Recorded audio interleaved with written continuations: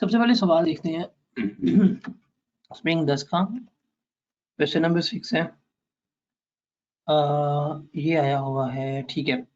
Explain the term capital assets as refer to income tax ordinance 2001। 5 नंबर का सवाल है। मेरे ख्याल से जितना आपको डिटेल में कैपिटल एसेट्स करवा दिया हुआ है, उसके बाद ये आपके लिए रेलेवेंट नहीं होना चाहिए कि ये सवाल आपको मुश्किल नहीं लिखना चाहिए। ये कहलाएगा आपका ऑल एसेट और कैपिटल एसेट एक्सेप्ट सोडा। आप डेफिनेशन लिख देंगे तो आपका जवाब जो है वो आ जाएगा। उसके बाद ये वाला क्वेश्चन जो है 5 नंबर का, ये कैपिटल गेन्स के जब आपको करवा रहा था उसमें एग्जाम्पल में ये वाला सवाल मैंने आपको सॉल्व करवाया हुआ था, इसलिए अब मैं आपको ये सवाल सॉल्व नहीं करवाऊंगा, आप इसको देख सकते हैं। क्वेश्चन नंबर 2 पे आते हैं। ऑटोमेना का सवाल है, 7 नंबर का सवाल है। पिताजी compute the amount to be included in the taxable income of Mister Firoz. Firoz की इनकम में कितनी अमाउंट आएगी हमने वो बतानी है for tax year 2009, tax year 2010 and tax year 2011 के लिए, and specify the head of income under which the income would be classified. और किस हेड ऑफ इनकम में इसकी इनकम जाएगी वो हमने यहाँ पे इसको बताना है। कहते हैं Mister Firoz has been the CEO of Aziz Foods Pakistan limited. Aziz Foods Pakistan limited का ये सीईओ है for several years. He was given 2000 shares on 1 June 2009। उसको 1 जून 2009 को 2000 शेयर्स दिए गए थे by Aziz AG Germany, the parent company of AFPL। AFPL की जो पेरेंट कंपनी है उसकी तरफ से दिए गए थे at a price of 2.5 euro per share. The market price on that days was 8.2 per share. उस दिन जो मार्केट प्राइस थी शेयर की वो 8.2 थी। The shares were transferable on completion of 1 year of services from the date of issuance of share। ये shares restricted थे, जब उसकी 1 साल की सर्विस पूरी हो जाएगी तब हम क्या करेंगे, तब हम उसको ये शेयर्स जो है वो ट्रांसफर कर रहे होंगे। Okay, the market price of the share as on 1 June 2010 was 12.5 per share. जो मार्केट प्राइस थी वो कितनी थी, 12.5 पर शेयर थी। On 10 April 2021 Mister Firoz sold all shares at 13 per share. उसने 13.5 के हिसाब से पर शेयर बेच दी। He paid a commission of ₹50 to a brokerage house। और उसने कितनी कमीशन पे की थी, 50 यूरो की उसने कमीशन पे की थी to a brokerage house. Relevant exchange rate क्या थे 1 जून को, ये था 2010 में ये था, और 10 अप्रैल को ये था। ये उसने हमें एक्सचेंज रेट गिवन किए, हमने ये सवाल को सॉल्व करना है। This one is the good question about employ share scheme, और एम्प्लॉय शेयर स्कीम हो जाए प्लस कैपिटल गेन जो है प्लस फॉरेन एक्सचेंज, इन तीनों का कंबाइंड बड़ा अच्छा सवाल है जो हमने क्या कर रहे हैं देख रहे हैं। अब उसने हमें 3 साल का डाटा पूछा है, 2009 का, 2010 का और 2011 का, वो हम उसको बता देते हैं। देखिए टैक्स ईयर 2009 का मतलब है that year would ended on 30 जून 09, 30 जून 2009 को इसका ईयर एंड हुआ था। इसमें इसको 1 जून को शेयर्स मिले थे, तो शेयर्स मिले थे, शेयर्स मिलने का तो कोई ट्रीटमेंट नहीं होता, तो 2009 में कोई किसी किस्म की हम एडजस्टमेंट नहीं कर रहे होंगे। फिर बात आती है 2010 की।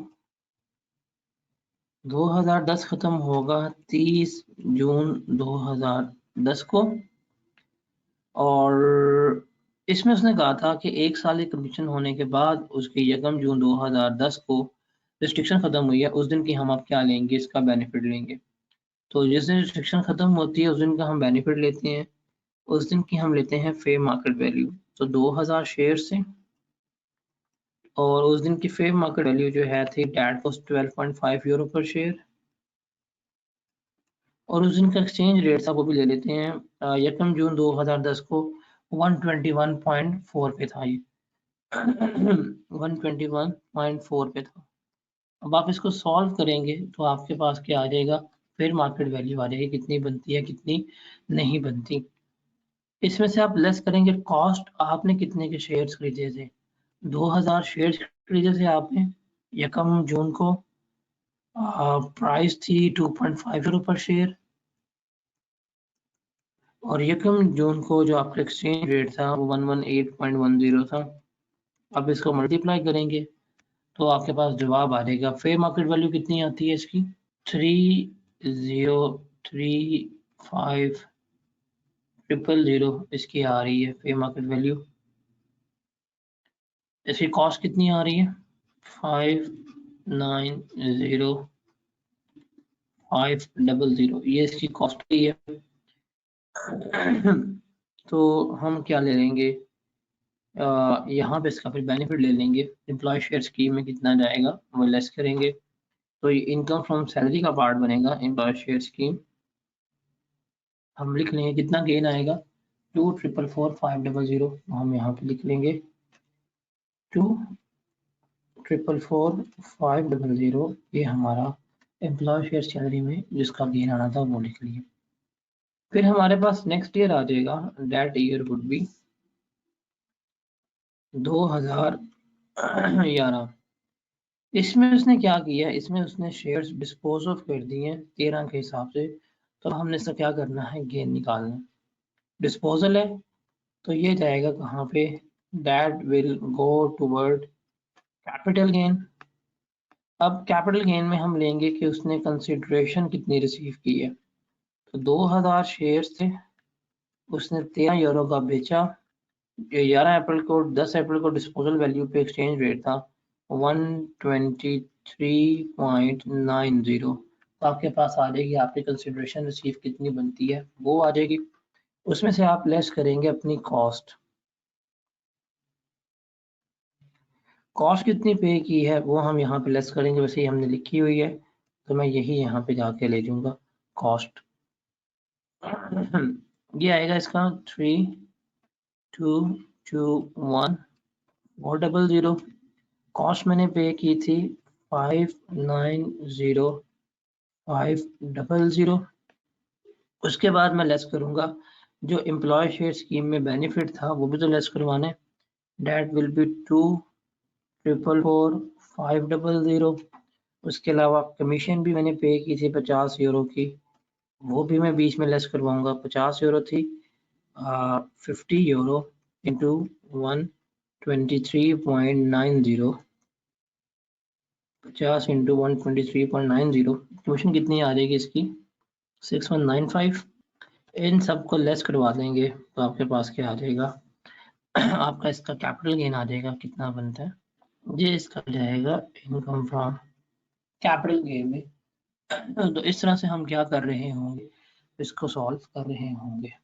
रिक्वायरमेंट है, discuss the taxability of miss Hamida in respect of above gains या losses on sale of asset in context of income tax ordinance। Income tax ordinance के हमने मुताबिक क्या करना है, इनका गेन या इनका लॉस जो है वो हमने कैलकुलेट करना है हमीदा का।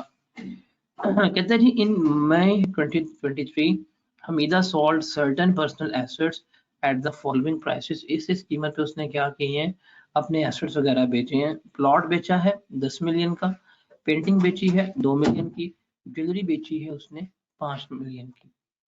Plot in DHA was inherited by her from her father in May 2012। It was purchase by her father for rupees 4 million. जब उसको दिया गया तब उसकी वैल्यू कितनी थी, 5 मिलियन थी। हमें पता है 10 मिलियन यहाँ पे आ जाएगा 5 मिलियन, इसको लेस करवाएंगे गेन आ जाएगा 5 मिलियन का। लेकिन चूंकि ये प्लॉट था और ये 6 साल के बाद बिक रहा है, इसका डिस्पोजल जो है वो एग्जेम्प्ट होगा, उसके ऊपर कोई किसी किस्म का टैक्स ट्रीटमेंट नहीं लगेगा, बिकॉज 2023 में बेच रही है, 2022 में इसको इनहेरिट हुआ था तो ये एग्जेम्प्ट है। उसके बाद paintings were gifted were inherited from her mother. This painting was purchased bye her mother for rupees 2350। Market value है थी 4 मिलियन की, तो 2 मिलियन माइनस आप करेंगे 4 मिलियन, आपको क्या आ जाएगा, लॉस आ जाएगा। तो वो क्या होगा, उसका कोई ट्रीटमेंट नहीं होगा, अंडर सेक्शन 38 में फॉल कर रही होती है। उसके बाद ज्वेलरी 3 मिलियन की थी, that was purchase and gifted to her by her husband in March 2015। Jewellery उसको उसके खावंद ने गिफ्ट की थी, तो 5 मिलियन की थी, 3 की कॉस्ट थी, 2 लाख का 2 का क्या हो गया, इसमें गेन आ गया। ये गेन जो है अंडर सेक्शन 38 में फॉल करेगा, और इसके ऊपर जितना भी टैक्स होगा वो इसको पे करना पड़ेगा। That was the another question from autumn 12। उसके बाद ऑटम 13 में सवाल आया हुआ है, explain the term capital assets as refer to income tax ordinance 2001। 4 number का सवाल है, कर लोगे? ऑल एसेट्स और कैपिटल एसेट्स एक्सेप्ट सोडा।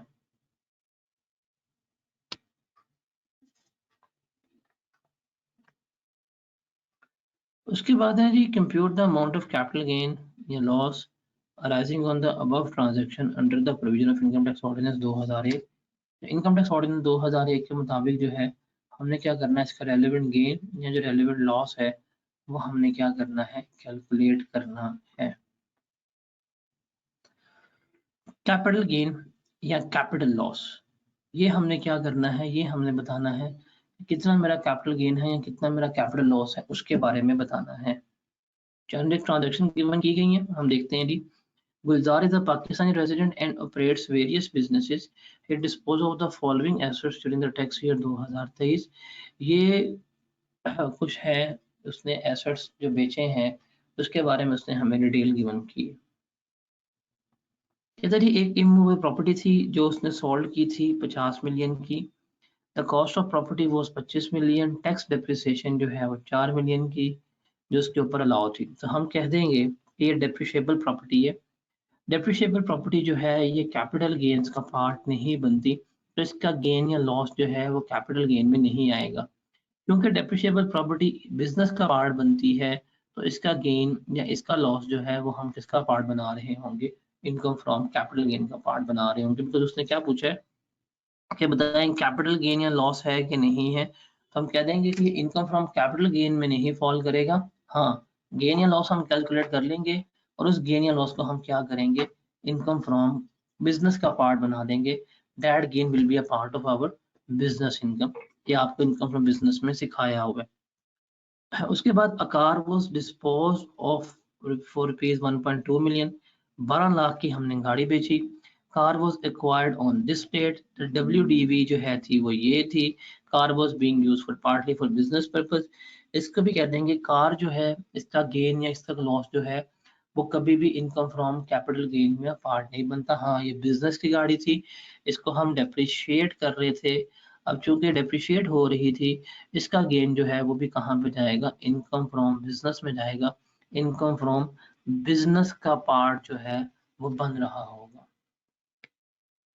उसके बाद an antique sculpture was purchase for 3,50,000 on 30 August 2010। It was sold for rupees 1.5 million on 28 February through auction. The auctioneer was paid a commission of 1.5 lakh. Tax was deducted and paid by Gulzar from the amount of commission within due date. इसने हमें given कर दिया। अब देखो sculpture है, कितने का बेचा है उसने, 1.5 मिलियन की उसने मूर्ति बेच दी है और इसने ये स्कल्पचर लिया था 3,50,000 रुपए का। इसने कमीशन पे की हुई है 1.5 लाख रुपए की। इसका गेन कितना आ जाएगा, इसका गेन आ जाएगा 1 मिलियन का और that gain will be taxable. वो क्या हो जाएगा, इसकी इनकम में ऐड हो जाएगा अंडर सेक्शन 38। उसके बाद लिस्टेड सिक्योरिटीज जो हैं ये उसने बेची हैं, ये लिस्टेड सिक्योरिटी हैं। इसका मेन मतलब है he is talking about under section 37A। इनकी बात कर रहा है, सिक्योरिटी ए, सिक्योरिटी बी, सिक्योरिटी सी बेची है। ये इनकी डेट ऑफ सेल है, ये इनकी डेट ऑफ परचेज है। 5 लाख की खरीदी थी, 4 लाख की बेची है, लाख रुपए का इसको इसमें लॉस हो गया। 37 का लॉस अब देख लेते हैं। ये 20 नवंबर 2022 को परचेज की, 15 मार्च को बेच दी। ओके, दूसरी सिक्योरिटी थी 5 अगस्त 2022 को खरीदी 3,20,000 रुपए की और 8 जून 2023 को बेच दी 6 लाख रुपए की।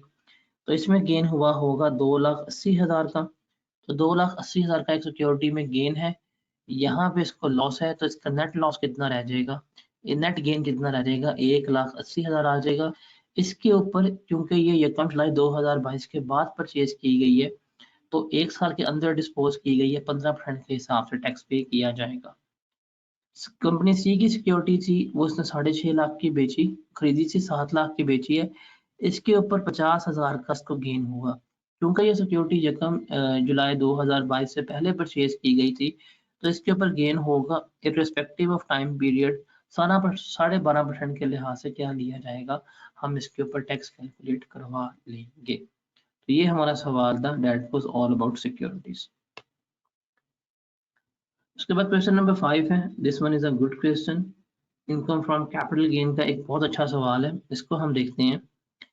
कहता है जी, compute the amount to be included in the taxable income of Zaman for the tax year 2023। Zaman की इनकम में कौन कौन सी इनकम आएगी वो हमने बतानी है। And specify the head of income under which the income would be classify, और किस हेड ऑफ इनकम में फॉल करेगी, ये भी क्या करना है, हमने इसको बताना है। इस सवाल को मैं रीड कर लें, फिर हम आगे चलते हैं। कैपिटल गेन का ये एक अच्छा सवाल है, इसे हम क्या करते हैं, लेके चलते हैं, क्या है और कैसे नहीं है, इसको देखते हैं। 10 नंबर का सवाल है, कहते हैं Zaman is working as a chief executive officer in Yasir limited. Yasir limited में वो as a chief executive officer काम कर रहे हैं। Following are details of his sale and purchase relating to capital assets during the year 2023। उसका कैपिटल एसेट्स की कुछ information जो है उसने हमें गिवन की है। Under an employ share scheme 25,000 share of Yasir limited were allotted to Zaman. 25,000 share हमने दिए थे यासिर लिमिटेड ज़मान को 1 दिसंबर 2020 को ₹4.25 ईच, 25 के हिसाब से। According to scheme he was not allowed to sell and transfer the share before completion of 2 years from date of transfer. 2 साल तक वो उसको नहीं कर सकता था। मीन्स 30 नवंबर 2022 तक की क्या थी, इसके ऊपर रिस्ट्रिक्शन थी। उसके बाद इसकी रिस्ट्रिक्शन ओपन होनी थी। The face value of share is ₹10। The fair market value जो है थी वो 40, 48 और 61 थी। इसमें कोई डिस्पोजल नहीं है। इसका मतलब ये वाला पॉइंट सोलली किससे रिलेट कर रहा है, एम्प्लॉय शेयर स्कीम से रिलेट कर रहा है। तो ये कहाँ जाएगा, इनकम फ्रॉम सैलरी में जा रहा होगा। उसके बाद point number 2, he sold 24,000 shares of HQ private limited on 30 June 2023 for 200 per share. He had acquired the shares are fast follow. 18,000 shares 55 के लिए थे और 6,000 उसको बोनस हुए थे। I think I guess bonus का ट्रीटमेंट कैसे होना है ये मैंने आपको बता दिया हुआ है। उसके बाद a gain of ₹3 lakh was realized on the sale of shares of Zishan Industries Limited, a public listed company. The shares were acquired on 31 मई 2022। तो ये शेयर्स हैं, एक्विजिशन डेट उसने हमें पहले बता दी है कौन सी है, उसने हमें गेन गिवन किया है, तो हम इस गेन को क्या कर लेंगे, एज इट इज लिख देंगे। फिर Zaman sold a painting to his brother on 23 March for 18 lakh. Zaman purchase for 2 under section 38 है, इसमें लॉस का ट्रीटमेंट नहीं होगा। फर्नीचर बेचा है, इसका ट्रीटमेंट भी नहीं होगा। तो ये अच्छा सवाल है ये। चलिए इसको मैं प्रॉपर्ली सॉल्व करवाता हूँ, देखते हैं कैसे होगा कैसे नहीं होगा। जमान, ओके, 2 कॉलम आ देंगे और यहाँ पे आ जाएगा हमारा पहला सवाल पढ़ के अंदाजा हो गया। एक इसके पास पे आ रही है इनकम फ्रॉम सैलरी आ रही है और वो थी एम्प्लॉय स्कीम। सवाल पड़ा था मतलब इस डेट पे रिस्ट्रिक्शन खत्म हो रही है, इस डेट की fair market value 55 into 25,000। Okay, fair market value ले लेंगे हम 55 इंटू 25,000। कॉस्ट ले लेंगे, उसने कॉस्ट ली थी 25 रुपए के हिसाब से। फेयर मार्केट वैल्यू कितनी आएगी इसकी, 1375000। कॉस्ट कितनी आएगी, गेन कितना आएगा, बेनिफिट कितना आएगा, ये सैलरी में इसका ऐड हो जाएगा। उसके बाद चलेंगे हम आगे इनकम फ्रॉम कैपिटल गेन्स में। अब कैपिटल गेन्स में हम देखते हैं कौन सी एडजस्टमेंट आसान है कौन सी मुश्किल है। जो सारी आसान लग रही हैं, आपको जो आसान लगे आप उठे कर लीजिएगा। उसने 24,000 शेयर्स बेचे थे 200 के लिहाज से। हम ले लेंगे जी डिस्पोजल ऑफ शेयर्स, कंसिडरेशन ले लेंगे 24,000 इंटू 200 कितनी बनेगी, 4.8 मिलियन की आ जाएगी, कंसिडरेशन आ जाएगी। लेस करेंगे हम कॉस्ट, 24,000 मल्टीप्लाई बाय करेंगे कॉस्ट ऐसी कैलकुलेट करेंगे, और वो हमने पढ़ा था कैसे कैलकुलेट होगी। 18,000 शेयर्स हमने लिए थे, टोटल कितने के, 55 इंटू 18 के लिए क्या जवाब आता है, 55 इंटू 18 क्या आते हैं, 9,90,000। 6,000 हमें मजीद शेयर मिल गए हैं, 24,000 शेयर हो गए हैं हमारे पास। बट इन्वेस्टमेंट तो 9,90,000 ही रही है ना, तो इसको इस पर डिवाइड करें, बताएं पर शेयर वैल्यू क्या आती है 41.25। तो ये हम वाइज वैल्यू कैलकुलेट करना सीखी थी 41.25। क्या जवाब आएगा 9,90,000, वो हम इसमें से लेस करवा देंगे, बाकी हमारे पास क्या आ जाएगा, इसका गेन आ जाएगा, कितना बनता है ये इसका आ जाएगा कैपिटल गेन। उसके बाद सिक्योरिटीज इसने बेची हैं 3 लाख रुपए की, हमें उसका गेन पता है, हम लिख लेंगे सिक्योरिटी 3 लाख की उसने बेची है, उसने हमें गेन ही बताया है कि 3 लाख का गेन आया है, वो हम यहाँ पे लेंगे। उसके बाद उसने पेंटिंग बेची 18 लाख रुपए की, हालांकि ये 2 मिलियन की थी, तो उस पर उसका लॉस हुआ है। पेंटिंग 1.8 मिलियन की बेची, ली थी पेंटिंग 2 मिलियन की, लॉस हुआ, कोई ट्रीटमेंट नहीं है। पॉइंट नंबर 5 में है फर्नीचर,